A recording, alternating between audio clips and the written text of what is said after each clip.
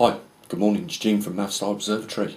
Guys, we're going to talk about the coronavirus. I know, there's quite a few channels that have already, out there have laid down a lot of the facts with regards to coronavirus and how it can potentially, affect ourselves. To name one of them, which is very good, a friend of mine, Andology. If you just type that in, or very likely later on today, put a link down there where you can go over to his website. He has actually created a tool where you can change the parameters of this virus counter or checker, if you like, and you can select different viruses, I believe, and you can basically get an idea as to how long it'll be before major populations are affected, if they are going to be affected. We have to be very careful, guys, because we live in a time where anything like this, the coronavirus, and other viruses, SARS, we're seeing a lot of people or a lot of cattle affected with different viruses, swine fever, swine flu, this, that and the other. Being part of a population of about 7 billion people, we have to be careful, especially more so if we're in densely populated cities. There's not a lot you can do. And with viruses, it's not like, when somebody's got a virus, it's obvious that they have it. You could be anywhere in this world today, standing next to and even talking to somebody with that virus, and you could potentially get it. So I've been watching and just observing what's going on. I know we've got a couple of confirmed cases here in the UK. It's nowhere near as bad as some of the other countries where the infection rate is really rife, and there's a lot of big mistakes being made by these countries and the way they're handling the infection. For instance, having people turn up in massive queues of thousands of people to go and see the GP. Well, if one person has got it and you're in a queue or in an environment like a hospital, and somebody's got it there, the chances for you catching it are increased. So I'd like to provide a solution for you, thinking about it logically. What can you do? Well, you can't really walk around with a thermometer, zapping people to see if they're running a bit of a temperature. And because of the time or the incubation period before you've got it, in any case, is a long period. It's about a week or so, 2 weeks, is it? And by then you could have already infected a lot of people. So you can't go around with a thermometer checking people, because they might not be running a temperature.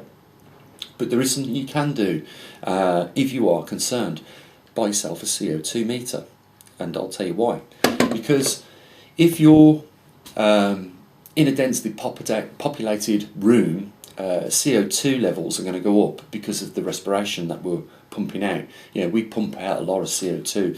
Right now in this living room, it's probably about 900 parts per million, whereas outside it's probably ranging from 380 to 450 maybe, on the worst days, parts per million.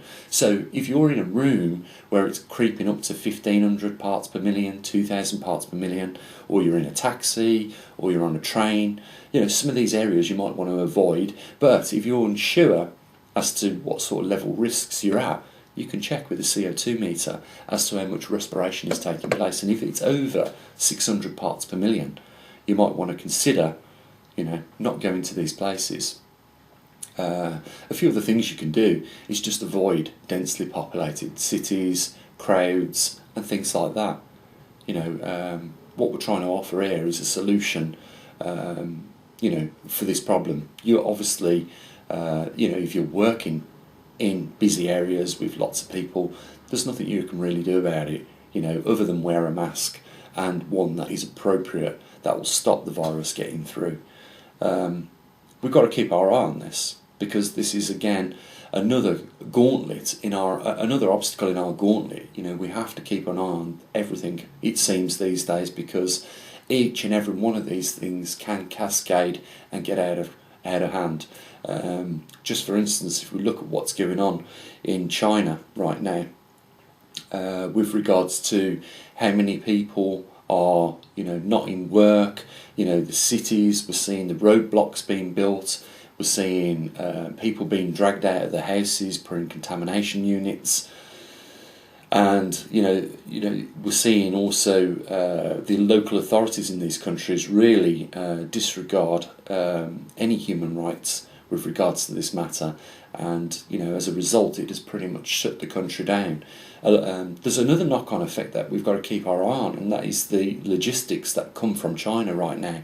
A lot of the manufacturing plants in the UK will at some point be running out of components, and that could shut the production lines down, and not just in the UK but all over the world. A lot of people are dependent on goods and exports that come from China, and if no one's working in these ports and those 100,000 containers a day are not leaving those ports, then at some point it's going to catch up with the rest of the world, and the rest of the production lines in the world as well as a result of that.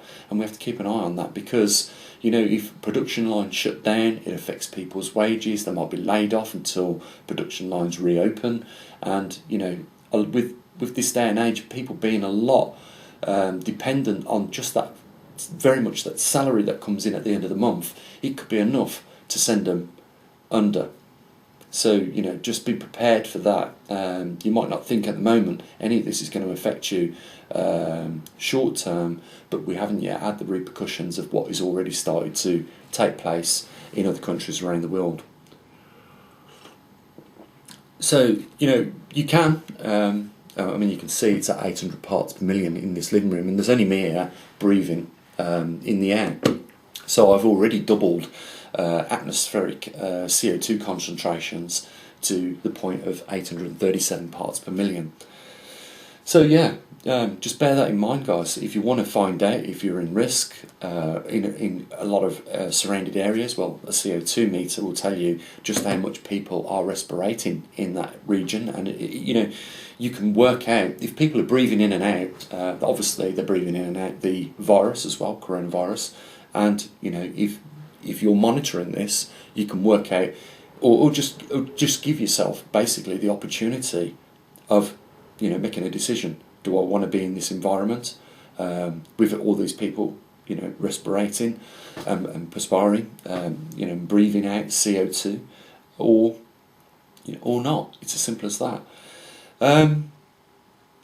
What do I really think about the coronavirus? Do I think it could get out of hand? It is. I've heard so many stories about it.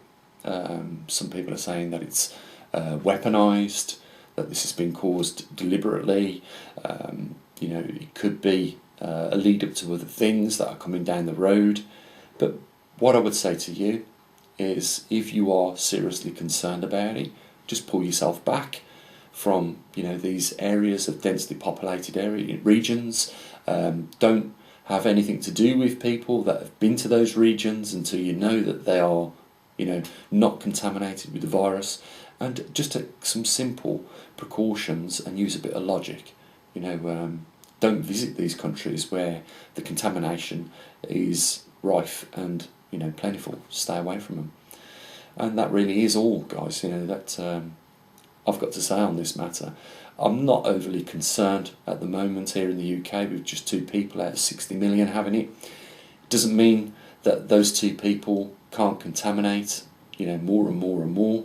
And like I said, if you want to see the real risks involved, go over to Andology's channel, download his tool, and you can put in as many contaminated people as you want. It will give you, a good perspective on a time period of how long it will be before masses of people become infected and get ill. It's a really good tool, and he's put some time into those algorithms to give you some idea of projections.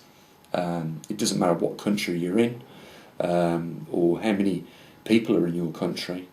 This is all adjustable, so you can put in whatever you want, and it'll give you a heads up if you really are concerned about it. But this is just another thing on our gauntlet, guys. Another obstacle that we have to avoid. It seems that humanity is being battered at the moment with a lot of things, and it is really just a matter of time before we do get clobbered with something that takes us off our feet. So just be aware of that. We are running the risks more than we ever have done ever before in this day and age, and our technology just simply is not going to protect us and look after us through these times.